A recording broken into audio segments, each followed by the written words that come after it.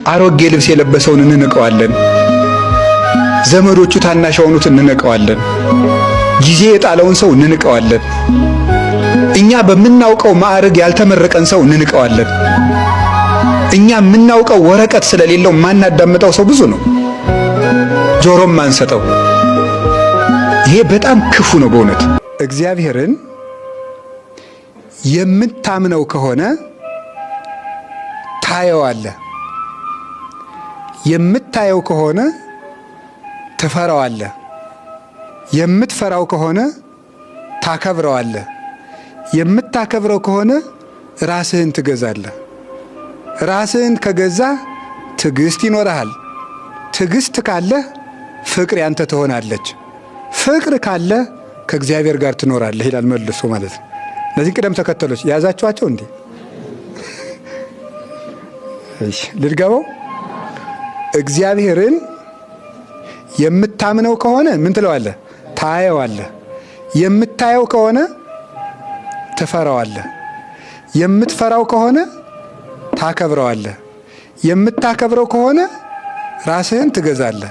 ራስህን የምትገዛ ከሆነ ትዕግስትን ገንዘብ ታደርጋለህ። ትዕግስት ካለ ፍቅር ያንተ ትሆናለች። ፍቅር ካለ ከማን ጋር ትኖራለህ? ከእግዚአብሔር ጋር ትኖራለህ ነው። እና እግዚአብሔርን ማየት፣ እግዚአብሔርን መፍራት የትም እና መቼም ነው። እግዚአብሔርን የሚፈራ ሰው ልንገራችሁ፣ ሰማችሁኝ? ተደብቆ አይጎነጉንም። እግዚአብሔርን የሚፈራ ሰው የሰውን ድንበሩን አለመንካት፣ በሰውም አለመቅናት እና አለመመቅኘት መልካም ነው። ዘመዶች፣ እግዚአብሔር ለሁላችን ይበቃል። ሁላችን ሁሉን ሰው አንሆንም። የየራሳችን ነገር አለ። የየራሳችን እንዲያሳድግልን እንለምን። ያላቸውን ሰዎች ደግሞ እየጎተትን ከምንጥል ወደ ላይ እናሳድጋቸው። ቅናት መከራ ነው። እግዚአብሔር ካላጠፋልን መኖርም መስራትም አይቻልም። እግዚአብሔር ይገልግለን ከሁሉም ነገር። ሕሊናችን ሰላም ያርግልን። ምድር ላይ ሰላም የሌለው ሰው ቅናት ያለው ሰው ነው።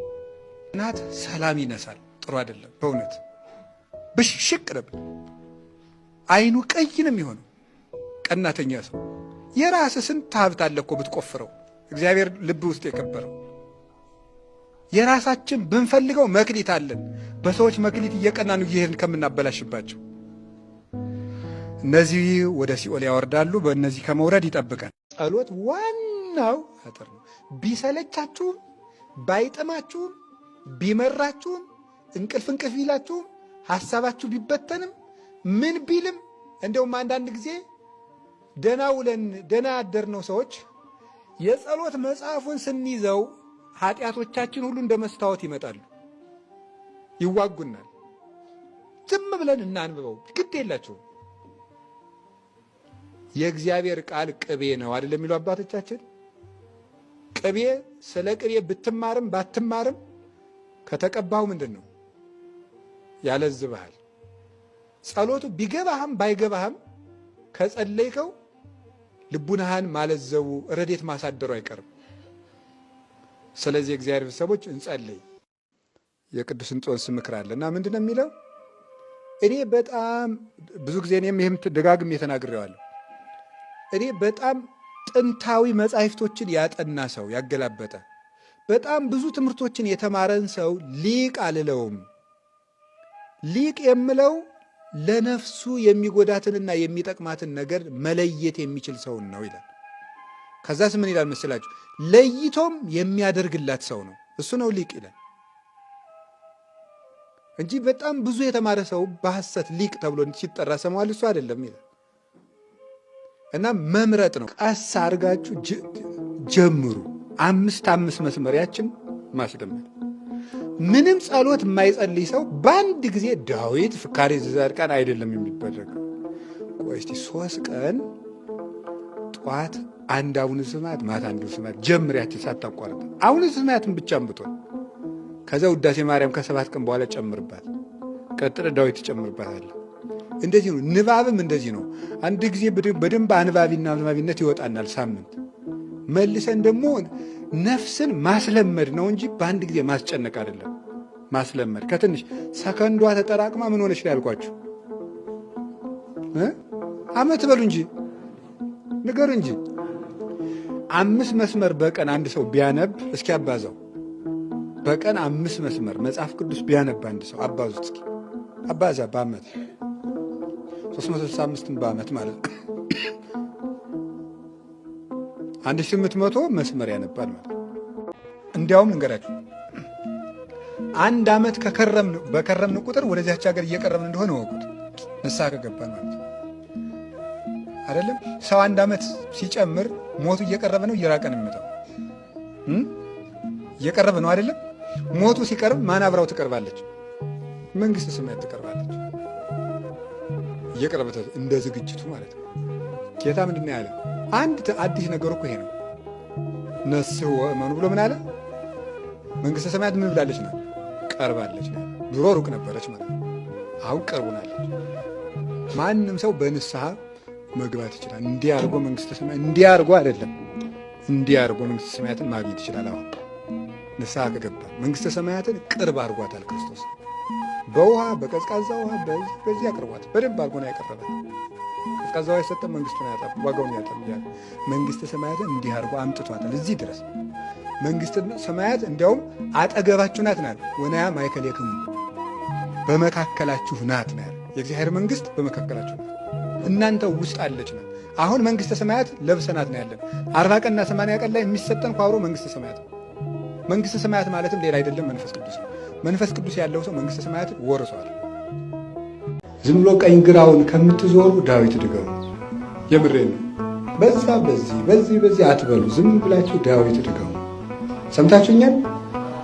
ይሄ ዝም ብሎ ክፍል የሚነግር አባት ምናምን አትፈልጉ። ዳዊት ድገሙ።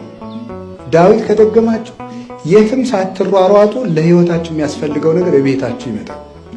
ራእይ ማየት አያስፈልጋችሁም። ህልም ማየት አያስፈልጋችሁም። የሆነ ባይታዊ መፈለግ አያስፈልጋችሁ። የሚያስፈልጋችሁ ከእግዚአብሔር ጋር በዳዊት መነጋገር ነው። በዳዊት ከጸለያችሁ እግዚአብሔር የሚያሳጣችሁ ነገር የለም። ቅረቡ ሀቤሁ ወያበር ለክሙ ወይታሐፈር ገጽክሙ። ወደ እግዚአብሔር ቅረቡት እሱም ገጸ ረድኤቱን ያበራላችኋል፣ ፊታችሁ አፍሮ አይመለስም ብሎ ዳዊት ተናገሩ። እግዚአብሔርን ለምናችሁ አፍራችሁ አትመለሱ። ብር ካገኛችሁ እንደምንም ብላችሁ ዳዊት ግዙ፣ ከዚያ ድገሙት። እግዚአብሔር ቅርብ ነው። እግዚአብሔር እንደ ጣዖት ዝም ብሎ እዚያ የሆነ ቦታ ጉቻ ለአምላክ እንዳይመስላችሁ። አሁን ትንሽ ነገር ጀምሩ፣ ትልቅ ነገር አትጀምሩ። ትንሽ ነገር ጀምሩ። ለምሳሌ በዚህ ዓመት ማንበብ አለብኝ አል ብላችሁ አቀዳችሁ አይደል? በዚህ ዓመት ማንበብ አለብኝ ካላችሁ አንደኛው እያቀድን አንክረም ነው። አሁን ምን ይደረገው ምንድነው? ይሄን ዓመት ተው በቃ አስቤበታለሁ ይላል። እሺ ጥሩ ነው አስበሽ መቼ ነው የምትለው ሲባል አይ በቃ መስከረምን ዘግጀት ብዬ ምንም ሳይዘጋጅ ነው ተጎልቶ እንጀምረው መጀመር ነው።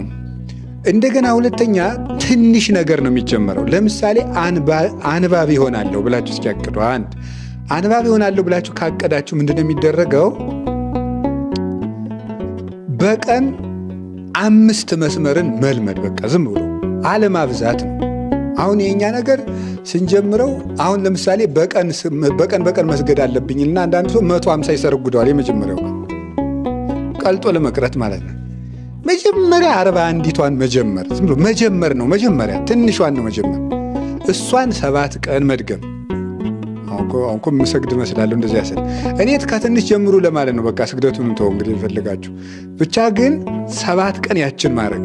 ቀጥሎ ደግሞ 14 ትሙላ 20 40 ቀን ትደረግ 64 ትደረጋለች። በቃ እሷ 6 ወር ትዝለቅ ግድ የለም። እንዲህ እየተደረገ ነው። አንድ ጊዜ ስንለው ወዴትና ወዴት። ከዚያ በኋላ ጸሎት። አሁን ዘንድሮ ጸሎተኛ ሆናለሁ ይባላል እንላለን። ዘንድሮ ጸሎተኛ ሆናለሁ እንልና እንላለን። አርጋኖን፣ ሰኔ ጎልጎታ፣ ዳዊትም፣ ገርል፣ ስንክሳር፣ ጎርፍ ቀስ ተብሎ እኮ ነው። ራብ የሰነበተ ሰው እኔ የሞተ ሰው እያውቃለሁ። ርቦት ከርሞ እመቤቴን አውቃለሁ። ትንሽ ልጅ ሆኜ ትልቅ ርቦት ከርሞ ነው አሉና በቆሎ እሸት ደርሶ ነበር። በቆሎውን ብሎት ድንች ብሎት እርጎ ከሰው ቤት ዶ ነው ድሃ ነው የኔ ጌታ። እውነቴን ነው። በጣም ያሳዝናል። ብሎት ደግሞ አዲስ ብጥብጥ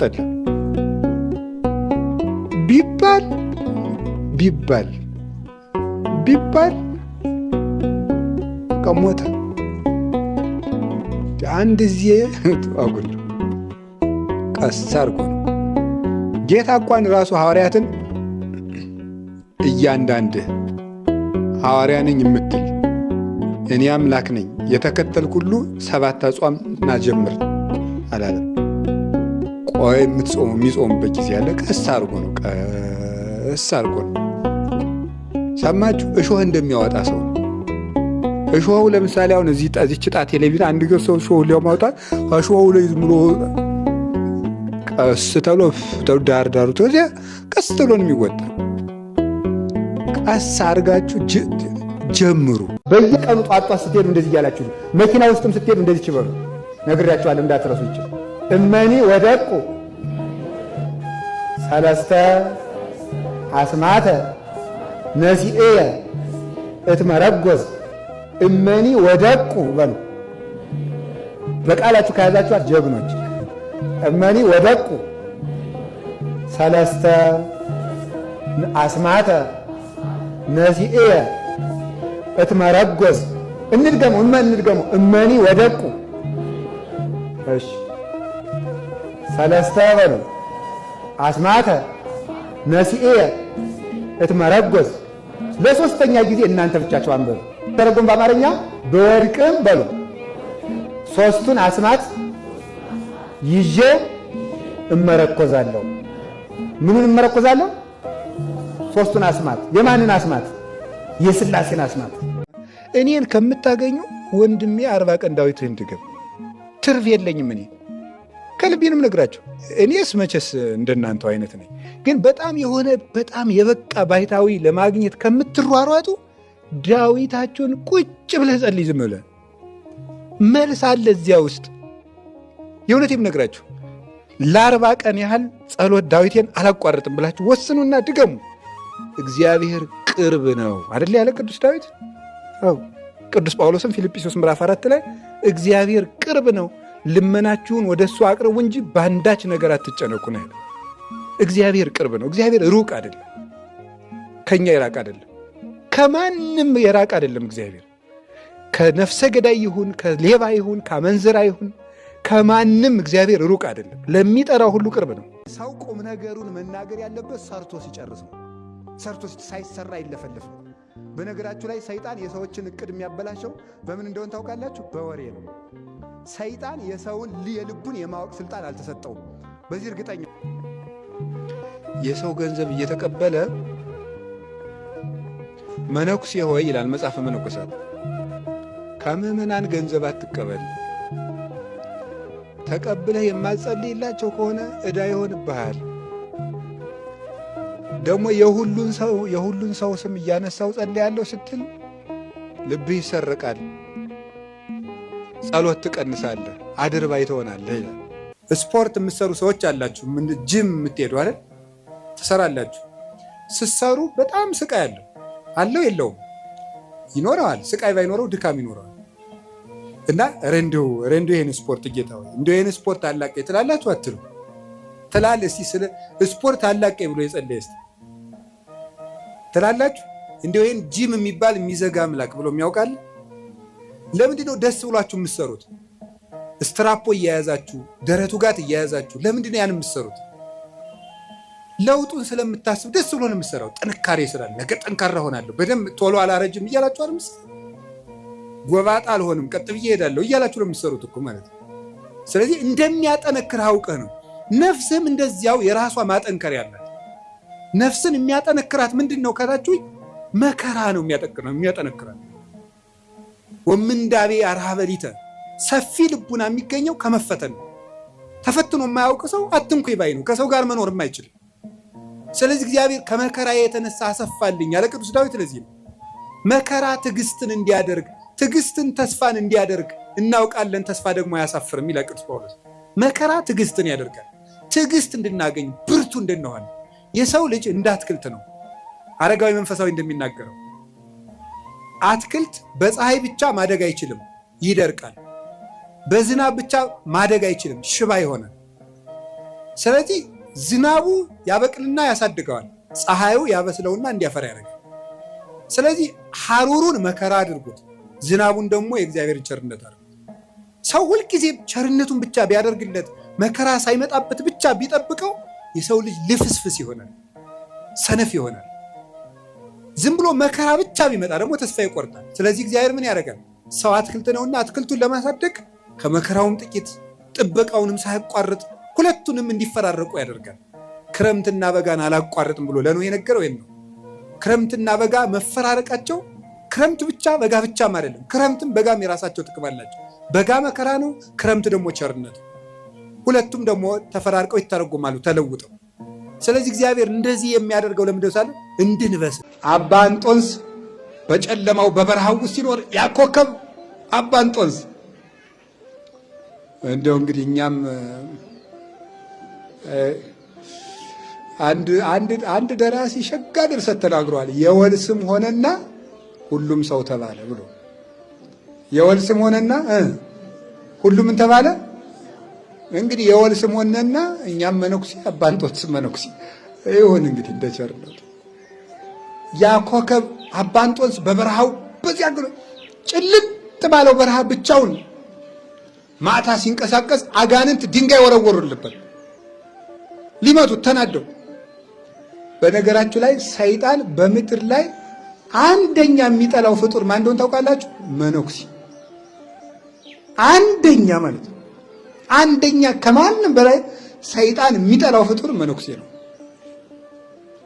ጦርነትም በአንደኝነት የሚታገለው ከመነኮሳት ጋር። እንደው በበረሃ ያሉትን ብቻ እንዳይመስለው ከተማ ያለውን መነኩሴ የራሱ ሰይጣን አይንቀውም።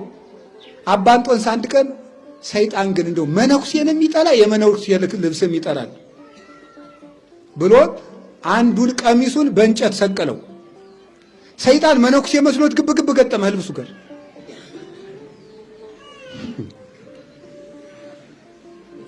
የሁለት ሀገር ወታደሮች ጦርነት ቢገጥሙ መጀመሪያ የሚተኩሱት ሚሊታሪ ወደ ለበሰ ነው ሲቪል ወደ ለበሰ ነው። አዎ ይሄ ቀሚሱ እኮ የመንግስተ ሰማያት ሚሊታሪ ነው። በክላሽ አላልኩም። ምን አይነት ነው መሰላችሁ?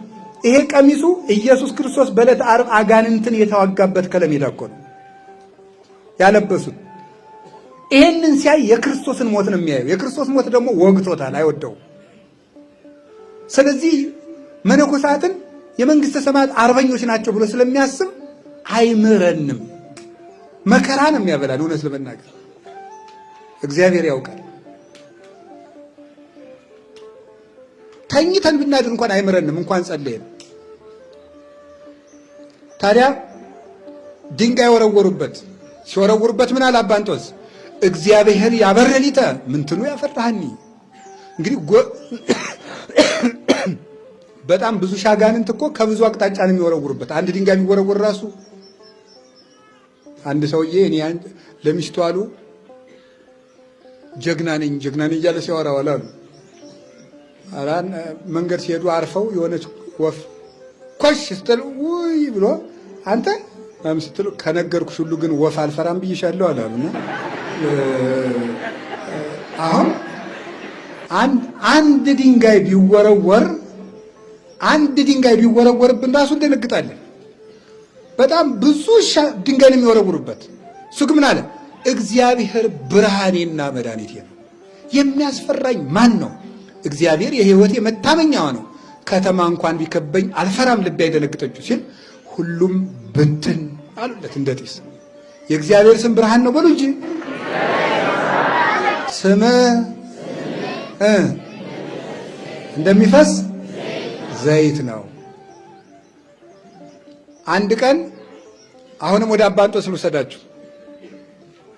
ጋሻ እንደሆነ የእግዚአብሔር ስም ነገስታት ሞገስ ሆኗቸው የሚዋጉት የሚያሸንፉት እነ ዳዊት እነ ሰሎሞን የእግዚአብሔርን ስም በቅባተ መንፈስ ቅዱስ ተቀብለው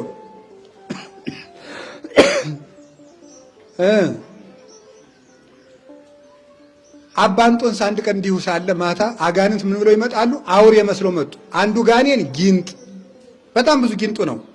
ሌላው ደግሞ ዘንዶ፣ ሌላው አንበሳ፣ ሌላው ነብር፣ ሌላው ጅብ፣ ሁሉም መጡና ከባቱ መጮህ ጀመሩ።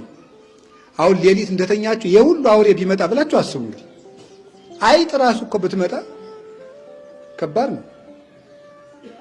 ይህ ሁሉ ተሰብስቦ አባ እንጦንስ ምን አለ መሰላችሁ? ፈገግ ብሎ ይሄ ሁሉ ነገር አቅመቢስ መሆናችሁን ነው የሚያሳየው። ኃያላን ብትሆኑ ኑሮ ለእኔ አንዳችሁ ትበቁ ነበር አላቸው። ደካማ ስለሆናችሁ ነው የሁሉ መሰብሰብ፣ ግን እኔ አቅም የለኝም። ኢየሱስ ክርስቶስ ይዋጋችሁ ለማለት ኢየሱስ ሲል ገና እልም ከገድሉ የተጻፈውን እኮ ነው የምነግራችሁ። ኢየሱስ ብሎ ስን ሳይጨምራት ብን ብለው ጠፉልን። ስም በሉ እንጂ እንደሚፈስ ዘይት ነው። አሁን እንግዲህ ይሄ ዘይት አሁን ሁላችንም በ40 ቀን ስንጠንበቅ ሜሮን ተቀብተናል። ይሄንን ስም ለመሸከም እኮ ነው። ሴቶቹ በ80 ቀን ይሄን ቅዱስ ሜሮን የተቀባችሁት የኢየሱስ ክርስቶስ ስም እንዲያርፍባችሁ ነው። ቄሶቹ ቅስና ሲቀበሉ የተቀበልለት ጳጳሳቱ ዘይት ይቀቡናል። ሜሮን፣ ቅዱስ ሜሮን የእግዚአብሔር ስም ይረፍብህ ማለታቸው።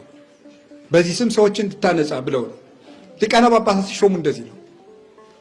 እና ጌታችን መድኃኒታችን ኢየሱስ ክርስቶስ የሚያከብር የሚፈራ የታፈረ ሀብት የሚሰጥ ጉልበት የሚሆን ሁለንተና የሚሆን ስሙን ሰጥቶናል። በዚህ ስሙ ያክብረን፣ በክቡር ስሙ ያክብረን፣ በንጹህ ስሙ ያንጻን፣ በቅዱስ ስሙ ይቀድሰን። ዘይቱ ቁስል ያደርቃል፣ ቁስላችን ያደርቃል። ክርስትና ቀላል ሕግ ነው የሚባለው ለዚህ ነው። ማለት ምን ማለት ነው? ቀላል ሕግ ነው ማለት የከበደ አይደለም። እግዚአብሔርን ውደድ። እግዚአብሔርን ስትወድ ጸሎት ይቀላል፣ ስግደት ይቀላል፣ ምጽዋት ይቀላል፣ ቆሞ ማስቀደስ ይቀላል፣ ሌሊት መነሳት ይቀላል። ለምን? እግዚአብሔርን ትወደዋለን። ለሚወዱት ነገር የሚከፈል ዋጋ ሁሉ ቀላል ስለሆነ ማለት ነው። ለእግዚአብሔር ያለን ሙቀት ሲቀንስ ደግሞ ሌሎቹ ሁሉም ነገር ከባድ ይሆናል። እና እግዚአብሔርን መውደድ እና ሰውን ክርስትና ቀላል ግን አውላ አያችሁ። ለምሳሌ እስቲ እግዚአብሔርን ለመውደድ ምን ቀመር ማጥናት ያስፈልጋል? 1 ሲባዛ በ10 ሲባዛ ሲያካፈል 100,000 እያልኩ ዳውራ አይደል? እንደዚህ አለው ቀመር። እስቲ እግዚአብሔርን ለመውደድ ቀመር አምጡ። ምን ቀመር አለው? አቡሻር መማር ያስፈልጋል። አሁን እግዚአብሔርን ለመውደድ እግዚአብሔርን ለመውደድ ምንድን ነው የሚጠበቅ? ምንም። እግዚአብሔርን ለመውደድ ቅዱስ ዮሐንስ አፈወርቅ ያለው ነገር አለ። የአፍላጦን ይባላል በቤተ ክርስቲያን በግዕዝ ቋንቋ ስናገኘው ፕሌቶ፣ ፕሉቶ፣ ፕላቶም ይሉታል። እንደዚህ የሚባል ፈላስፋ አለ፣ የግሪክ ፈላስፋ ነው። እና ፍትህ የሚል መጽሐፍ አለው። በጣም ትልቅ ነው። እና ቅዱስ ዮሐንስ አፈወርቅ ይላል ሰው የፕላቶን ፍትህ የሚለውን መጽሐፍ ቢማር እስከሚሞት ይፈጅበታል አለ። ግን ሰውየው ፍትህ ሳያገኝ ይሞታል። እድሜ ዘመኑን በሙሉ ሲማር ኑሮ ማለት ነው። የክርስቶስን ቃል ግን እድሜ ዘመንን አይፈጅብህም። በቃ አትስረቅ፣ አታመንዝር ነው። አንድ ቀን ትማራታለህ፣ አንድ ቀን ለዘላለም ሕይወት ስትሰጥ ትኖራለች። ክርስቶስ ቀላል ሸክም ነው የሚባለው ለዚህ ነው። እግዚአብሔርን ከወደድ ሁሉን ነገር መመነን ቀላል ነው። ቀሏል እንዴ እንዳትሉ እውነቱ ማለት እና ምን ሆነ ነው ካለ እኔም ለፍቅር እግዚአብሔር ያለኝ ድሃ ስለሆንኩ ነው ማለት ነው።